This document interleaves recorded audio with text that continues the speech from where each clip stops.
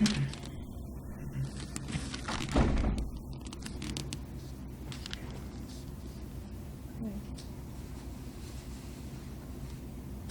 like to open up the presentation from Isaiah chapter 1. The title of my talk is Revisited, Dying from Within.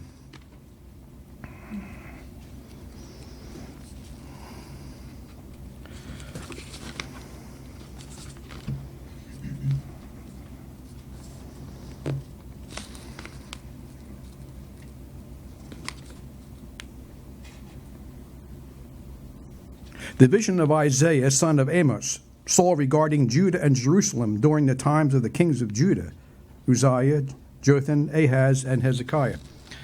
This particular era in time is not related just to that era in time, because there is nothing new under the sun. Man's rule is problematic at best.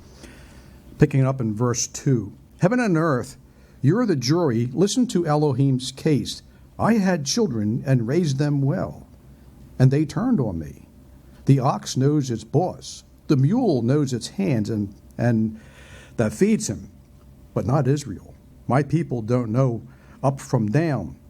Shame, misguided, God dropouts, staggering under their guilt baggage, villainous gang, bands of vandals. My people have walked out on me, their Elohim, turned their backs on the Holy One of Israel, walked off and never looked back.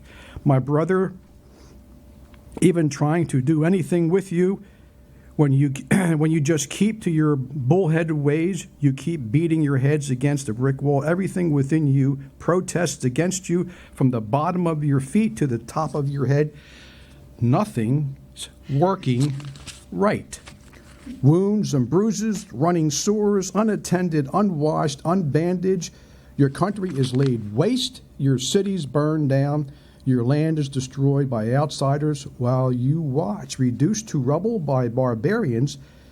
Daughter Zion is deserted, like a tumble-down shack on a dead-end street. Now, I'm sure your scriptures don't read exactly that way. This is the Message. I'm using the Message Bible. And for those who are familiar with it, it is very modern vernacular.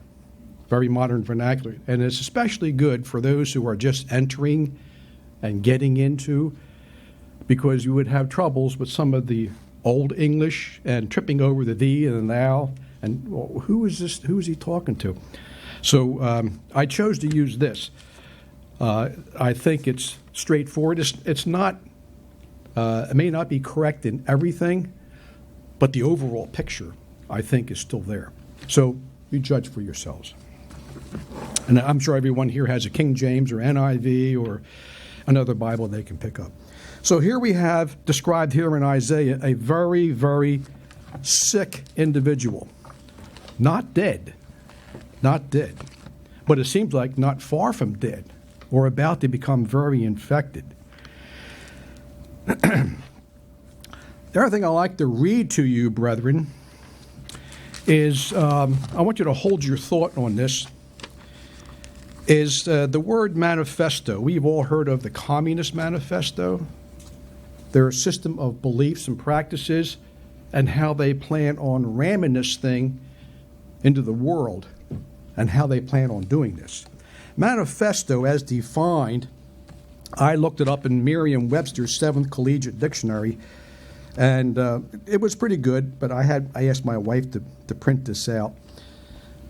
A written statement declaring publicly the intentions, motives, or views of its issuer. The group's manifesto focused on helping the poor and stopping violence. That is a type of manifesto. Okay. Manifesto was related to manifest, which occurs in English as a noun, verb, and adjective. Of these adjectives, which means readily perceived by the senses or easily recognized. Its oldest dating to the 14th century. Both manifests and manifesto derive ultimately from Latin noun manus and festus, a combining form that is related to the Latin adjective infestus, meaning hostile. Hostile. Something that is manifest is easy to perceive or recognize, and a manifesto is the statement in which someone makes his or her intentions or views easy for people to ascertain. Make it easy for people to understand. I thought it would be appropriate to give a definition to that word. The next thing I would like to read is a statement that is published or reprinted by the Congressional Record of the United States Congress, first printed in the Gay Community News, February 15th through 21st, 1987, by Michael Swift. Some of us may have heard of him. Anyway, a congressional record, as defined, congressional record, official daily record of debates and proceedings of the U.S. Congress, published by the U.S. government publishing office and issued when Congress is in session. In essence, every congressman sitting, 450 congressmen in the House of Representatives, I think there's 451, and 100 senators. Every one of them has access to this, and or it is presented. And what I'm going to read is part of that congressional record. I don't know if everyone here is aware of this, but when you look around and you see what's going on in our preschools, grade schools, high schools, colleges, and the list goes on, you may have a better idea. Now, this is descriptive, but it's not vulgar. The language is not vulgar, but it is descriptive. So I'll let you decide how you would like to handle that. We shall sodomize your sons, emblems of your feeble masculinity, of your shallow dreams and vulgar lies. We shall seduce them in your schools, in your dormitories, in your gymnasiums, in your locker rooms, in your sports arenas, in your seminaries, in your youth groups, in your movie theaters, bathrooms, in your army bunkhouses, in your truck stops, in all your male clubs, in your houses of Congress, wherever men are with men together. Your sons shall become our minions and do our bidding.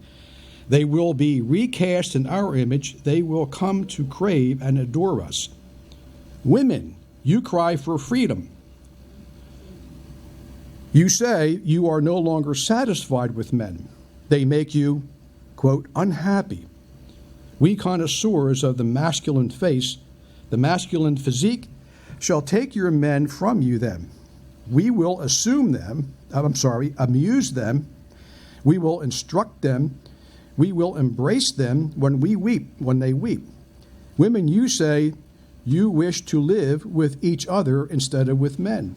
Then go and be with each other. We shall give your men pleasures they have never known, because we are foremost men too, and only one man knows how to truly please another man.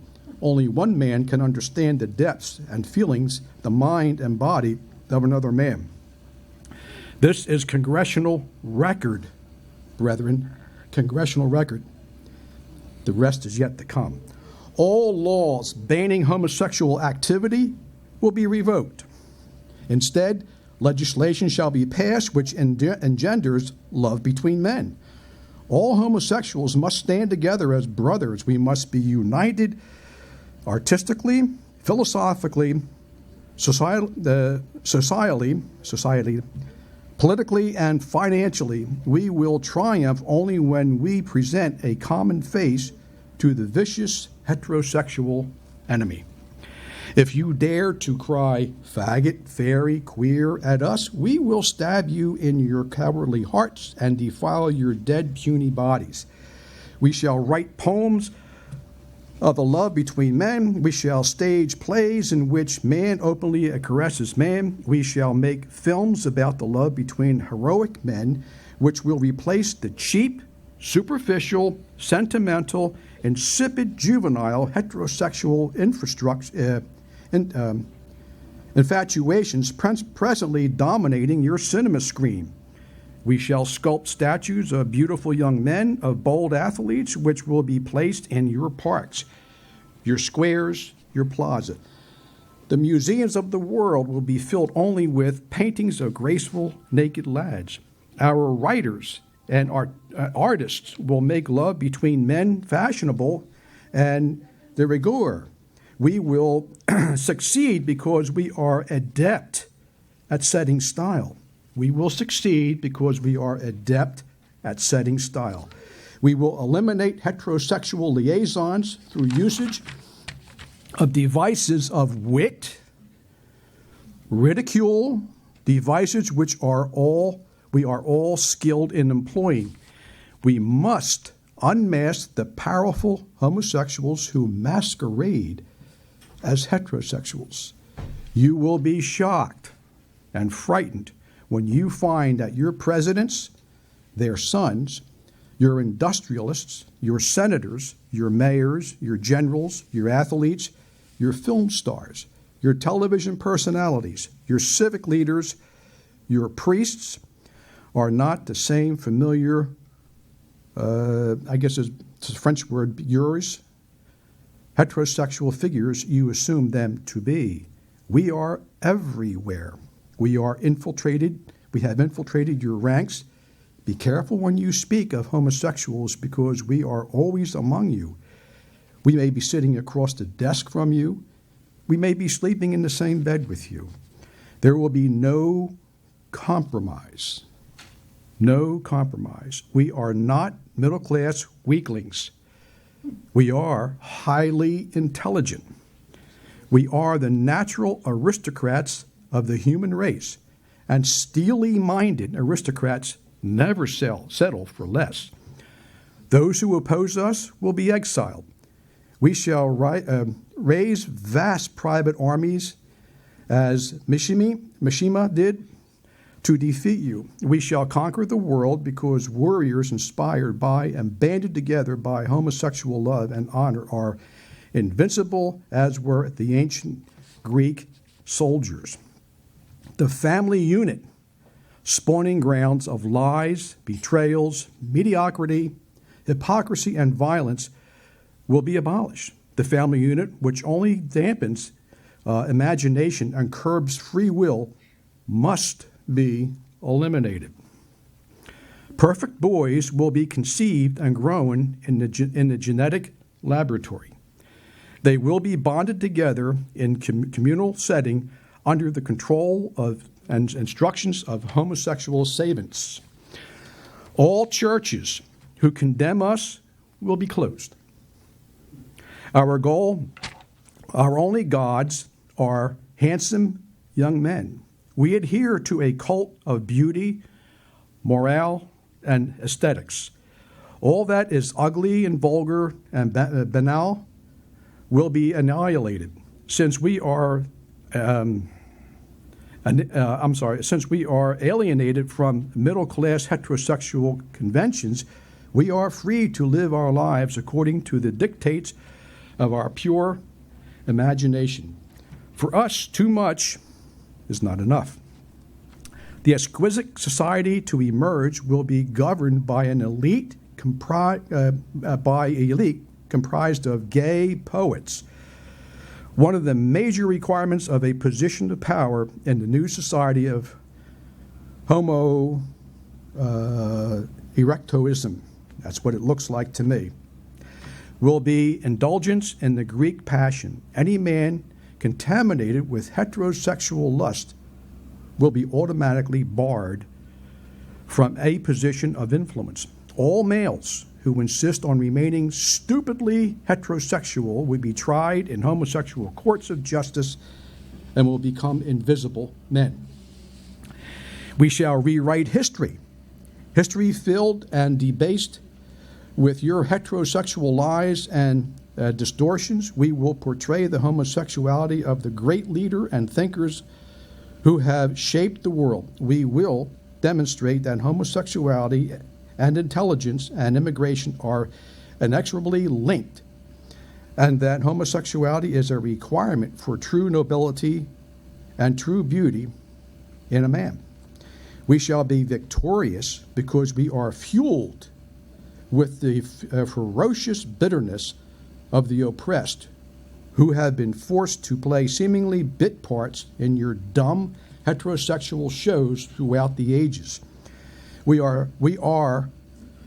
too are capable of firing guns and manning barricades of the ultimate revolution. Tremble, hetero swine, when you appear before. Tremble, hetero swine, when we appear before you without a mask. 1987. This is 2 pages of 14 in the manifesto.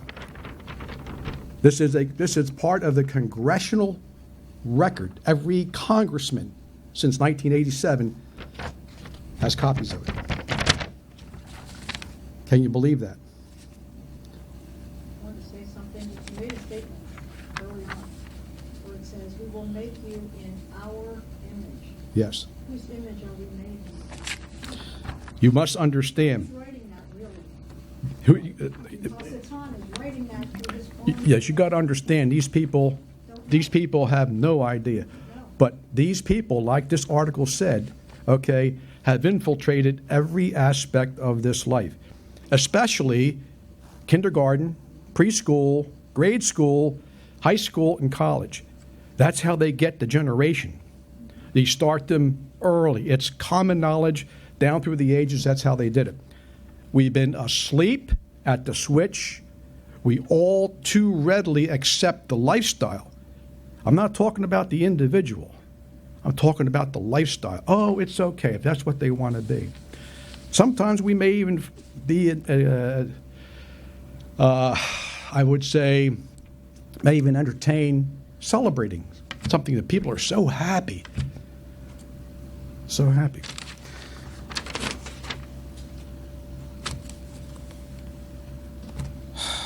Let me read something else to you, brethren. Let's go to Isaiah 3. Now, the title of this talk, again, is Revisited, Dying from Within. Now, you may remember in David's writings, and sometimes we equate them to our Redeemer, but he talks about the bulls of Bashan, just being surrounded by people, pressing in on all sides.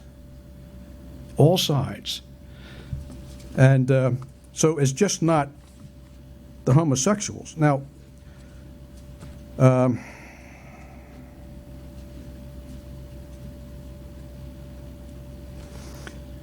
Leviticus 18. Now, some may say, well, Scripture doesn't say anything about homosexuality. Leviticus 18, verse 22. Description and consequences of sexual sin. That's the title. Leviticus 18, verse 22. Homosexual acts, an abomination, an act, it's a wicked act, vile, it's disgusting, morally wrong. That's how our Creator, that word abomination, that's what it describes. You know, if we were to take, say, a live mouse, grab it real quick, and slice it up, put it on your bread, and have that for something to eat, you would look at that and say, oh, God, that's disgusting. I cannot eat that. Well, homosexuality, whether it be with 2 men lying together or 2 women lying together, has the same effect on our Creator. Because He made man and woman. The 2 become one flesh. 2 men can never become one flesh. 2 men can have a very close relationship. Okay, David and Jonathan, our Creator, our Redeemer, and His creation. He was Elohim. He gave Himself. What kind of, how would you measure that love that He had for us? It was never sexually addressed.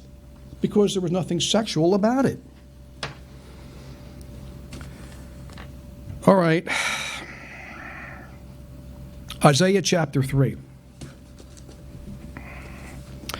This, in the Message, this particular chapter is titled Jerusalem and its Last Days. But remember, brethren, you could put any nation in here that follows through or commits the things we're going to read in chapter 3 of Isaiah. Again, I am reading from the Message. The Master, Elohim of the angel armies, or the Lord of hosts, yours may say, is emptying Jerusalem and Judah of all the basic necessities, plain bread, water, to begin with. He's withdrawing police and protection, judges and courts, pastors and teachers, captains and generals, doctors and nurses, and yes, even the repairman and jack of all trades. He says, I'll put little kids in charge of the city. Schoolboys, schoolgirls will order everyone around. Anyone that's ever been involved with children and youth, you find that out real fast. I have. I had 3 daughters in children and youth. Real fast. I couldn't even say anything to them. That's inappropriate talk. Inappropriate talk. People will be at each other's throats, stabbing one another in the back, neighbor against neighbor, young against old, the non-account against the well-respected. One brother will grab another and say, you look like you've got a head on your shoulders. Do something. Get us out of this mess. And he'll say, me? Not me. I don't have a clue. Does anything sound familiar? Don't put me in charge of anything. Jerusalem is on its last legs. Judah is soon down for the count. Everything people say and do is at cross purposes with Elohim. A slap in my face. Brazen in their depravity, they flaunt their sins like degenerate Sodom. Didn't we just read that about the manifesto? Doomed to their eternal souls. They've made their bed, now they'll sleep in it. Now, brethren, this next verse is important that you understand this. Reassure the righteous that their good living will pay off. How do you become righteous? Who declares you righteous? It's our Creator. A man who practices righteousness is righteous. What is righteousness? His word.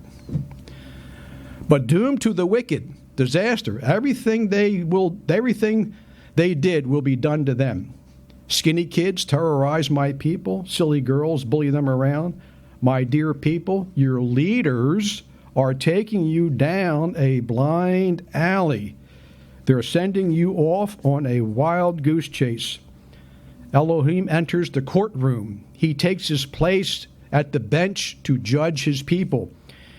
Elohim calls for order in the court, hauls the leaders of his people into the dock. You played havoc with this country. Your houses are stuffed with what you've stolen from the poor. What is this anyway? Stomping on my people, grinding the face of the poor into the dirt. That's what the Master Elohim of the army angels says. If Elohim says Zion women are stuck up, prancing around in their high heels, making eyes at all the men in the street, swinging their hips, tossing their hair, gaudy and garish in cheap jewelry. The Master will fix it so those Zion women will turn bald. Scabby, bald-headed women. The Master will do it. The time is coming when the Master will strip them of their fancy baubles, the dangling earrings, anklets, bracelets, combs, mirrors, silk scarves, diamond brooches, and pearl necklaces, the rings on their fingers and the rings in their toes, the latest fashions, hats, exotic perfumes, aphrodisiacs, gowns, capes, all the world's finest in fabrics and designs. Instead of wearing seductive scents, these women are all going to smell like rotting cabbage.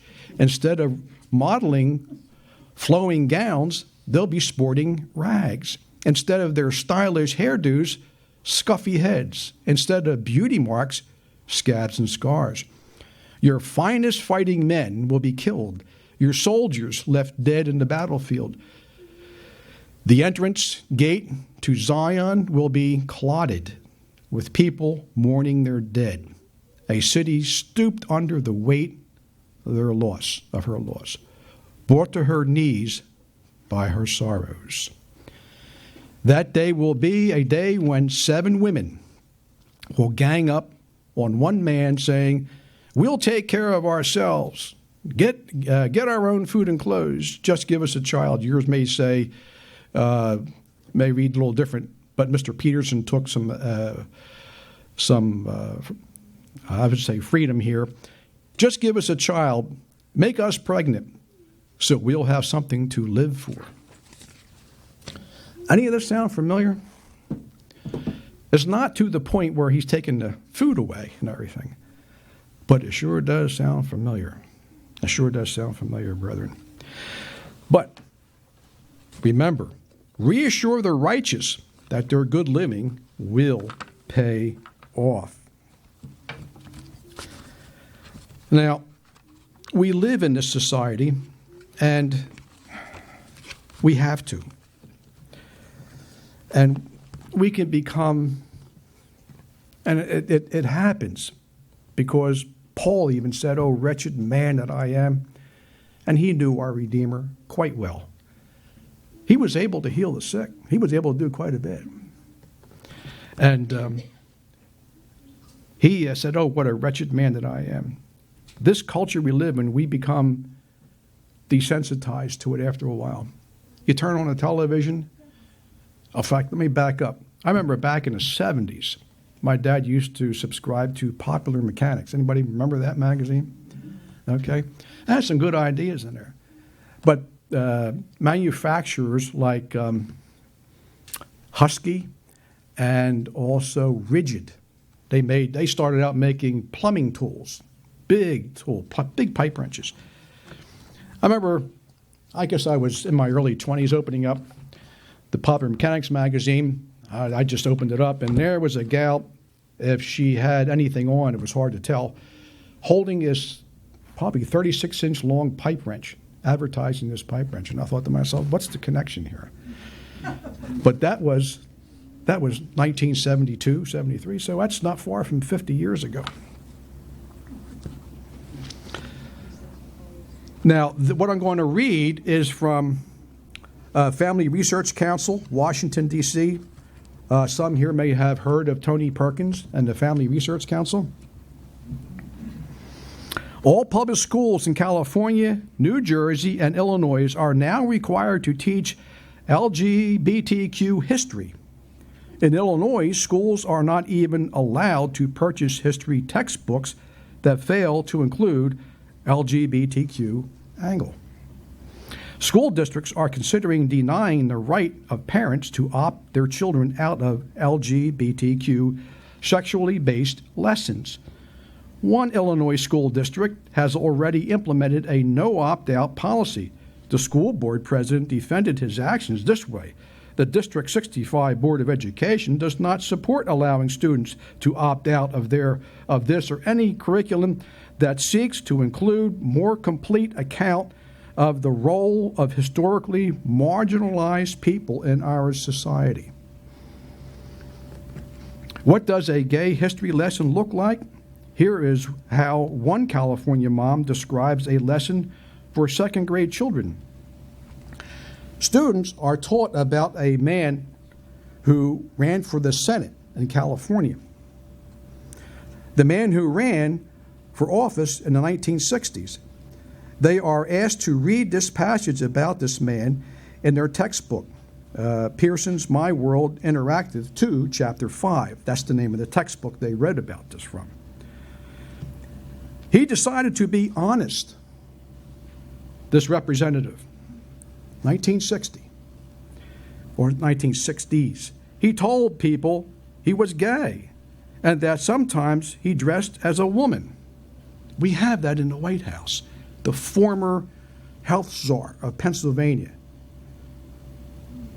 Rachel Levine, I'm sorry. He was the first person to do this when running for office. He did not win, but he made people know they had to pay attention to the gay community. Now, this is the next. This is very smooth, very subtle, okay, and very roundabout. The elephant in the middle of the floor, okay, ignoring that, this is the way the adversary works. Then the children are prompted to write their own essay about how this man's honesty was inspirational to others. Honesty? What's the truth here? Well, at any rate, brethren, that is Planned Parenthood. Some say Planned Parenthood is great. Well, Planned Parenthood teaches 221,000 students in 31 states sexual education. Planned Parenthood. Wait till you hear what they teach. Planned Parenthood. You get it from PlannedParenthood.org. That's where the writer of this article got it from. Claims to be the nation's largest sex education provider. It teaches sex education to at least 221,000 students, 31 states, according to CBS News.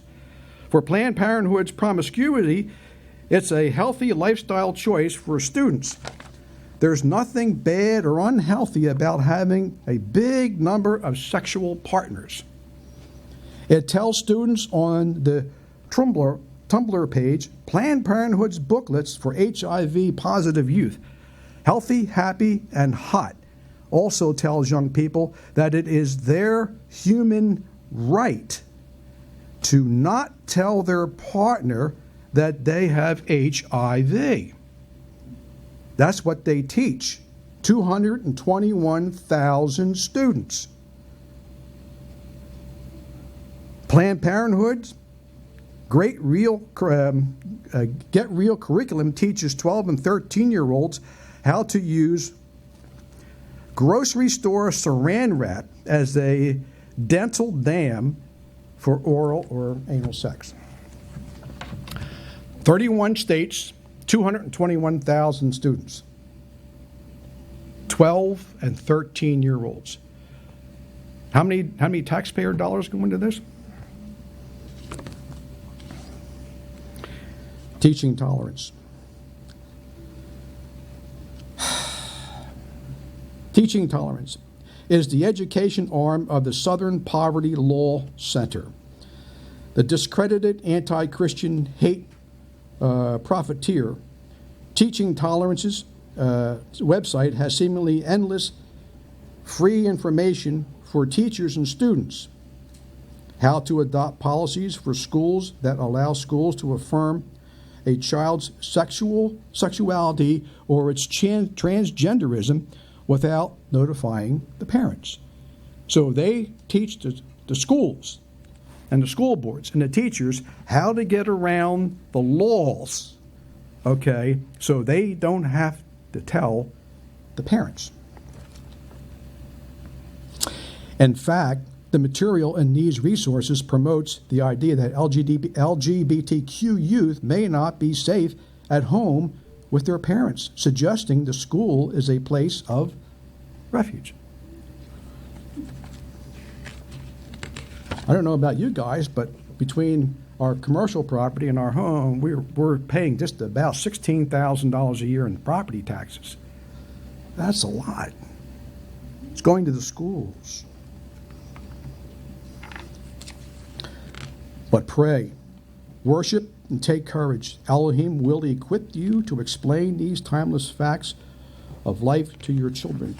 And you can read this, or even ask Family Research Council to send it to you. But brethren, Scripture tells us, my people do suffer for a lack of knowledge. But we don't need to understand the workings of these lifestyles. We need to know that they are out there and they're pushing, and our children are targeted, and our grandchildren. If you have children and grandchildren and great-grandchildren, talk to them. I would admonish anyone here not to celebrate any of this stuff, because if you do, that's the same as giving your stamp of approval. Now, when I read this homosexual manifesto, did anything come to mind? Let me give you a comparison here. Suppose there was a Christian manifesto, and you take out sodomy, homosexuality, and you put in Christian endeavors and put that in there. Anyone who resists, anyone who calls us a name. What would that be considered in modern day political correctness? Hate speech, intolerance, and hate speech. And here it is. Here it is, black and white, okay, congressional record. It's full of hate speech. And they say we promote hate speech and we're intolerant. We are the elite. It's not pretty, brethren. So, I like to turn to Isaiah 56, because so far everything I've read, saving for verse 8, that reassure the righteous, their right living will pay off.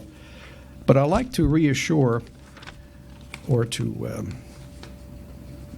read what Isaiah 56 has to say. And I think, Angelo, in your last talk, you referenced. Now, when I say your last talk, I think it was the shaking of the church. That was from November 7th, I believe. And I think you mentioned this.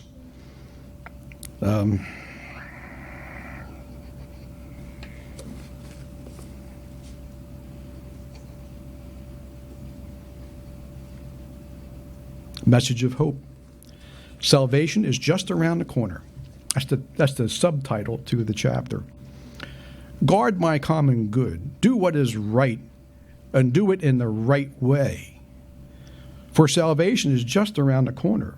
My setting things right is about to go into action. How fortunate are you who enter into these things, you men and women who embrace them, who keep Sabbath and don't defile it, who watch your step and don't do anything evil. Make sure no outsider who now follows Elohim ever has occasion to say, Elohim put me in second class. We understand what that means. You treat everyone the same. I don't really belong. And make sure no physically mutilated person or impaired person is ever made to think, I'm damaged goods. I don't really belong. For Elohim says to the mutilated or to the damaged goods person who keep my Sabbath and choose what delights me and keep my firm grip on my covenant, I'll provide them an honored place in my family and within my city, even more honored than those of sons and daughters. I'll confer permanent honor on them that will never be revoked. Speaking of damaged goods, does any of that come to mind? Oh, well, your child may be Down syndrome.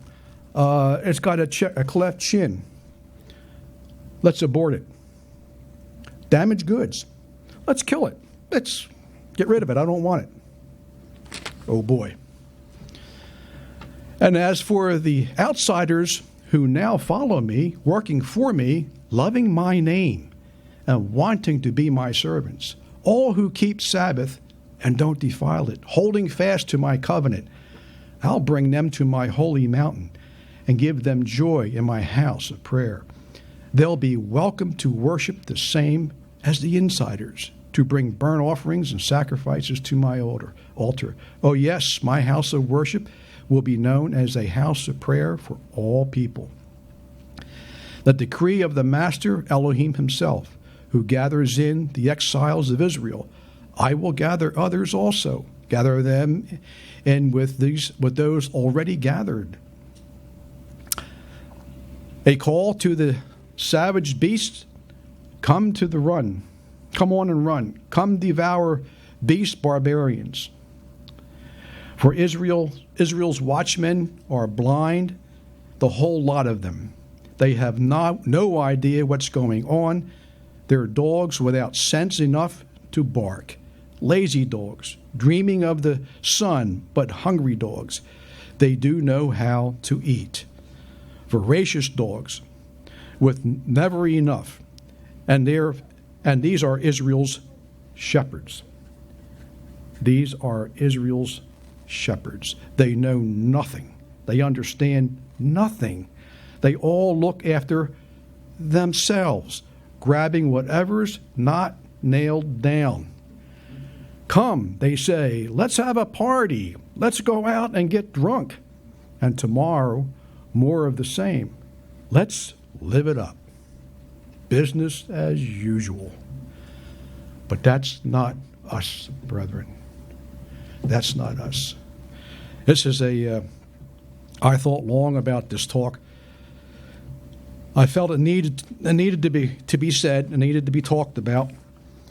And life gets busy. We get concentrated on things.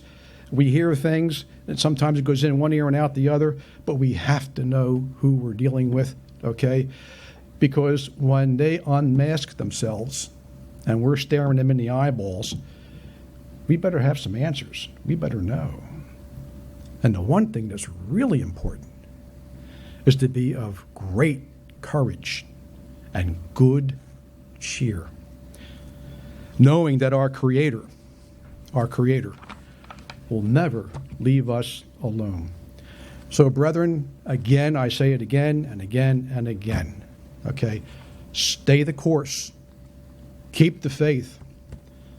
If we don't, who's going to do it?